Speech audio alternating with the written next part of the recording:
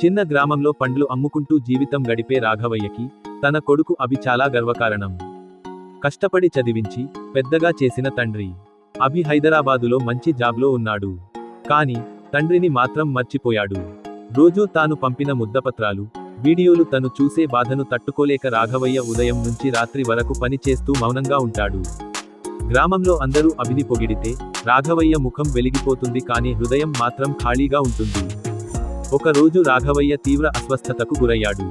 అపస్మారక స్థితిలో ఉన్నప్పటికీ చేతిలో అభి చిన్నప్పుడు వ్రాసిన "నాన్న, నేను పెద్దవాడినప్పుడు మీకోసం బంగారు ఇల్లు కడతాను" అనే లేఖని గట్టిగా పట్టుకున్నాడు. ఈ వార్త వినిన అభి వెంటనే ఊరికి వచ్చాడు. తన తండ్రి స్థితిని చూసి కన్నీళ్లు ఆపుకోలేకపోయాడు. చిన్నప్పుడు తాను చేసిన వాగ్దానాన్ని గుర్తు చేసుకుని నిద్రలో ఉన్న తండ్రిని పట్టుకొని ఏడ్వడం మొదలుపెట్టాడు. "నాన్న, నన్ను క్షమించండి. మీ ప్రేమని నేను నిర్లక్ష్యం చేశాను. మీరు నాకు మించిన వరం లేరని ఆలస్యంగా తెలిసింది."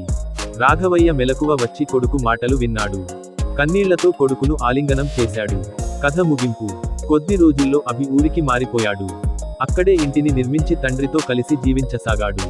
ప్రతిరోజు కలిసిన విందు, హాస్యం, ప్రేమతో నిండిన కొత్త జీవితం ప్రారంభమైంది.